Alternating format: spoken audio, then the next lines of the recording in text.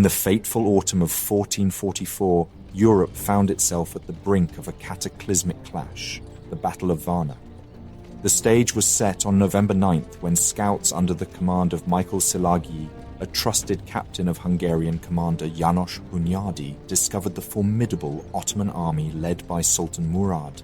The Crusaders, under the youthful King Władysław and his seasoned commanders, realized that their escape routes were limited, and unfavorable terrain forced their hand towards a decisive engagement.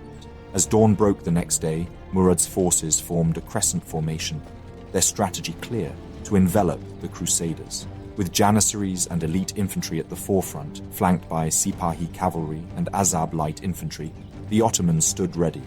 In response, Hunyadi arranged his forces in a mirrored crescent formation, skillfully placing Transylvanian troops along marshlands, veterans who had danced with the treacherous Carpathian landscape. The infantry, clad in sturdy armor, wielded halberds and swords, poised to fend off the Ottoman assault. Hunyadi's foresight aimed to funnel the enemy onto the open plain, a battleground where his heavily armored Crusader cavalry could shine.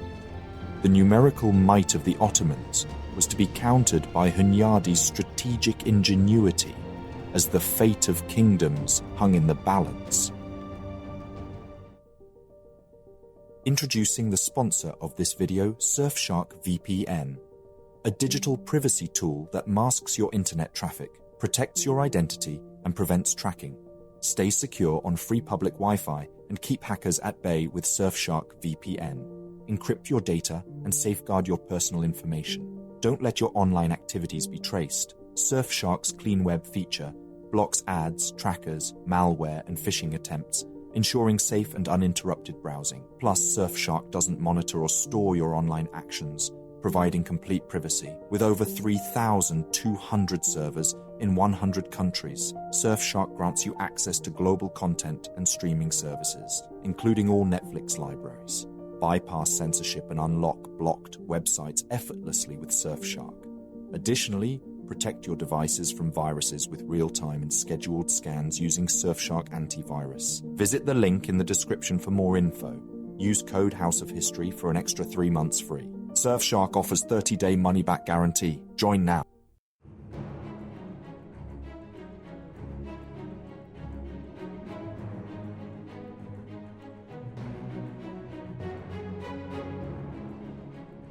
It is the early 15th century, and the emerging Ottoman Empire was a growing power in the Middle East and Southeast Europe. During this new contender's arrival, Europe was in turmoil. The Byzantine Empire was weak. England and France were engaged in the 100 Years' War. Italian city-states suffered from infighting and greed. The papacy was divided, and Balkan kingdoms struggled.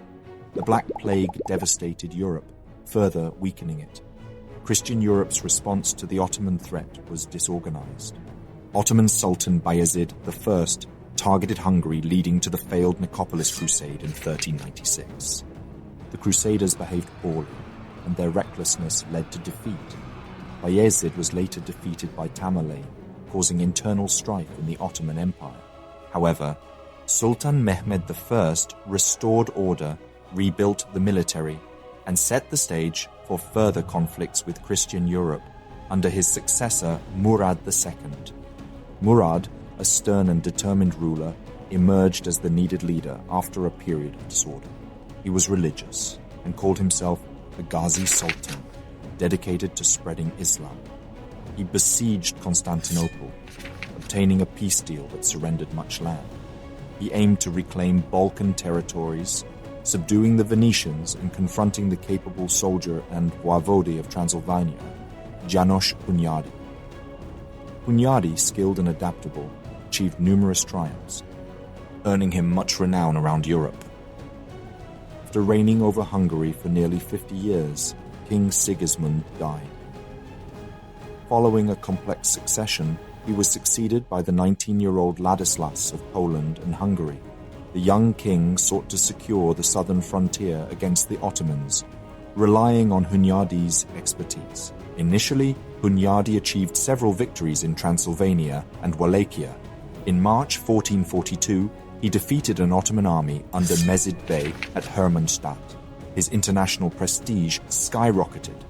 Pope Eugenius sent Cardinal Cesarini to negotiate peace between the Habsburg and Ladislas parties to join forces. Successfully so, and Hunyadi invested his funds to hire mercenaries and trek deep into the Balkans.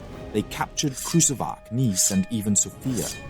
Due to the harsh winter, they had to return to Belgrade and could not expel the Ottomans from Europe, as had been their goal. Meanwhile, Sultan Murad II suffered trouble in the Anatolian Peninsula, mainly the revolt of the Karaman Emirate. As such, he was eager to make peace with the marauding Christians in the western part of his territories. However, Ladislas, driven by youth, glory, and Christian chivalry ideals, believed the Ottomans could be expelled from Europe. Ladislas was influenced by Cardinal Cesarini, who shared this perspective and envisioned uniting Christian branches through freeing Balkan Orthodox peoples. Amid peace talks with the Ottomans, Ladislas pledged a crusade. Đurađ Branković, the Serbian despot doubling as the Sultan's son-in-law, arranged the Peace of Szeged, supposed to last for 10 years. They restored Branković's throne in Serbia. Hungary gained a few new territories and castles, and the Sultan agreed to pay indemnities. Subsequently, Murad withdrew his army to address rebellious vassals, astonishingly abdicating in favor of his 12-year-old son. The Ottoman Empire appeared to be waning in power. Cesarini voided the truce due to the Ottoman status as infidels, and Ladislas declared his intention to expel them. A bold plan emerged. A Christian army led by Ladislas and Hunyadi would lead a crusade along the Danube into Ottoman-held Bulgaria, joining a Venetian fleet at the Black Sea. This endeavor aimed to isolate the Ottomans and spark Balkan uprisings, facilitated by the Venetians' blockade. The Christians embarked with an army of 16,000 composed of Hungarians, Poles, and Papal troops, bolstered by diverse ethnic contingents from Central and Eastern Europe. Prince Vlad II of Wallachia contributed a 4,000-strong force of horsemen, led by his son Mircea II. However, doubts loomed. Vlad cautioned Ladislas about the Sultan's overwhelming numbers, while Hunyadi and Branković expressed concerns, advocating for diplomacy. Undeterred, Ladislas led his forces into Ottoman land on September 18, 1444. Initial progress was positive, marked by the capture of Ottoman strongholds and support from local Christians. However, when the young, inexperienced Sultan learned of the invasion, he forced his father to take up command of the army once more to expel the Crusaders. Venice's rivals, the Genoese, transported Murad and his army across the straits for a high fee. In mid-October, while the Crusaders struggled along the Danube, Murad entered Europe, gathering a force of 60,000 men to confront the exhausted Crusaders near Varna.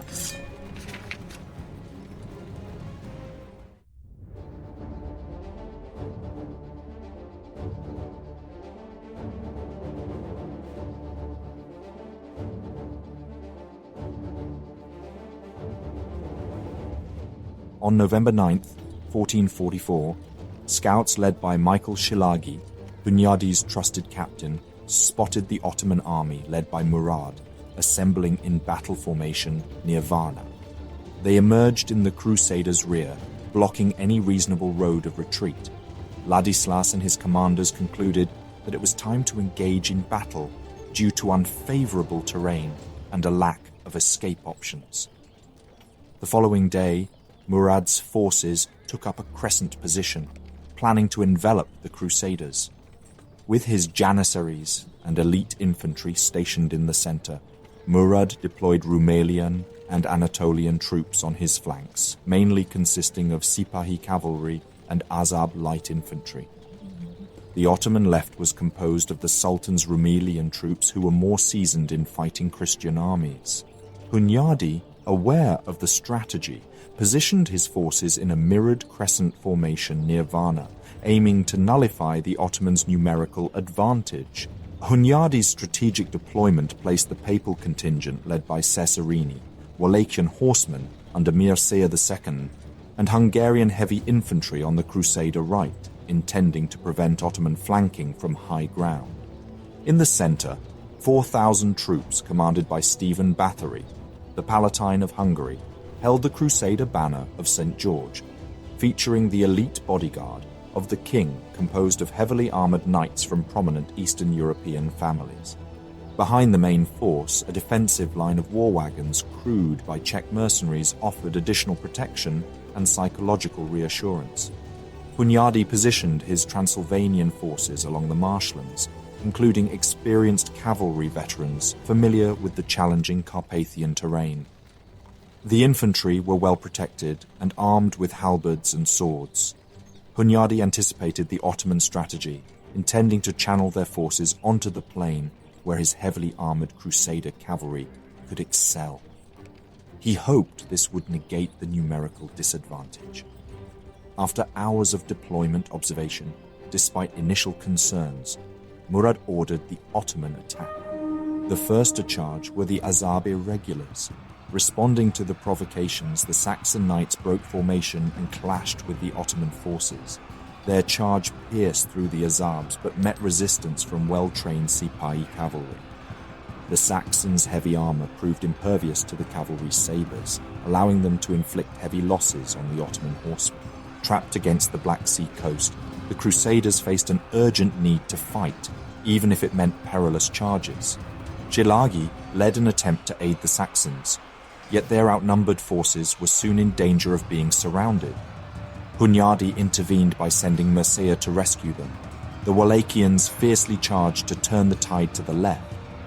Mircea's rescue operation weakened the right wing. The Ottomans exploited this, maneuvering onto high ground before pressing down. Sipahis and Azabs overwhelmed this wing. Panic ensued, with fleeing men crashing into their comrades. In some places, the Sipahis even managed to break through the line entirely and reach the war wagons. The Ottoman forces displayed skillful adaptation, using maces and warhammers against the heavily armoured Crusaders. Cesarini rallied 200 men, forming a determined defensive formation, defiantly deflecting enemy attacks. At one point, 3,000 Ottomans bore down on them, but still they held their position. Hunyadi led the king's bodyguard to Cesarini's position in an attempt to relieve the pressure. As Hunyadi struggled to restore order on the right, the situation on the left shifted in favour of the Crusaders, with Transylvanian veterans thwarting encirclement attempts and Beylerbey Karaka charging to rally his wavering troops. The Rumelian Bey, Karaka's charge was courageous but ultimately led to a Crusader knight killing the Bey. Seeing their commander slain, the Anatolian troops began to flee. Hunyadi shifted troops to his right wing, where fierce combat resumed. Władysław and Hunyadi's combined charge forced the Ottomans back up to the high ground. It was late afternoon. Both sides were exhausted. A temporary lull followed as both sides assessed the situation. The battlefield was grim, strewn with bodies, discarded weaponry, and the wounded's cries. Behind the wagon camp, Hunyadi advised Władysław to regroup, hold firm, and wait for Murad's next move. Knowing that the Ottoman attacks would falter under steadfast defense. Such a strategy had succeeded in the past. Meanwhile, a disheartened Murad was considering withdrawing. However, driven by vanity and misguided advice, Władysław and his bodyguard chose to launch another attack on Murad's position, seeking to claim victory and undermine Hunyadi's leadership. Despite Hunyadi's pleas, Władysław was determined to lead a bold charge with his bodyguard, though outnumbered, to seize glory on the battlefield. Władysław and the Crusader army deployed on the plain, while the situation in the Ottoman camp was tense. Watching from a fortified hill, Murad was both terrified and shocked by Władysław's audacity. Despite attempting to flee, he was stopped by one of his janissaries holding the reins, leading Murad to regain his resolve. As King Władysław led the charge, the Crusaders galloped with thundering hooves towards Murad's position. They crashed into the Ottoman forces, mowing down the irregulars and pushing through a stake-lined trench. Facing the elite janissaries, the knights fought fiercely, but the janissaries displayed their renowned combat skills. Hunyadi, watching this charge unfold from afar, tried to save Ladislas but was thwarted by Ottoman troops. Amid the chaotic battle, Ladislas charged towards Murad, but another janissary intervened, hamstringing Ladislas's horse and delivering a fatal blow. The janissary then beheaded Ladislas and presented the head to Murad. The Crusaders kept up the fight until sunset, but understanding the gravity of Ladislas's death, Hunyadi ended up retreating to the north. He rallied scattered Crusader groups, while the victorious Ottomans pursued and massacred stragglers. Many of the Crusaders assumed victory after seeing Ladislas and his bodyguard charge towards the Sultan. However, the next day, they were shocked to find the entire Ottoman army with Ladislas's head in their possession. The Ottomans quickly overwhelmed the Crusader defenders, ending the crusade. Notably, Crusader leaders like Cesarini and Bathory were killed, while Mircea and Szilágyi managed to escape and reunite with Hunyadi. In a symbolic gesture, Murad entered Ladislas's tent, drove his sword into the king's throne, and knelt in prayer as an expression of triumph. In total, the Crusaders lost between 10 and 15,000 troops. The Ottomans suffered heavy casualties as well, although no exact figure has been established. Some sources mention up to 30,000 deaths.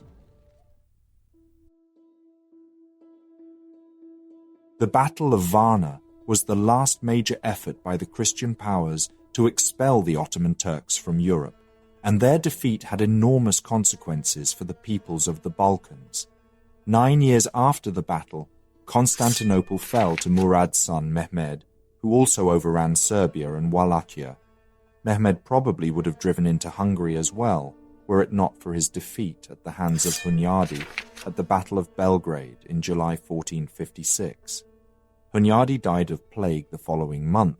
After the Battle of Belgrade, the frontier was stabilized. Skirmishes and battles still took place, but it wasn't until over 80 years later that the Ottomans and Hungarians clashed again at the iconic and monumental Battle of Mohacs. Thank you very much for watching this video. Please leave a like, it really helps out the channel. If there is a topic, battle, or person you would like to know more about, let me know your thoughts in a comment. I would also like to thank all my patrons and channel members for their generous support. If you enjoy House of History and you want to support my work, consider joining me on Patreon. For just $1 per month, you will already gain early access to all my videos without any in-video advertisements. Don't forget to subscribe. See you next time.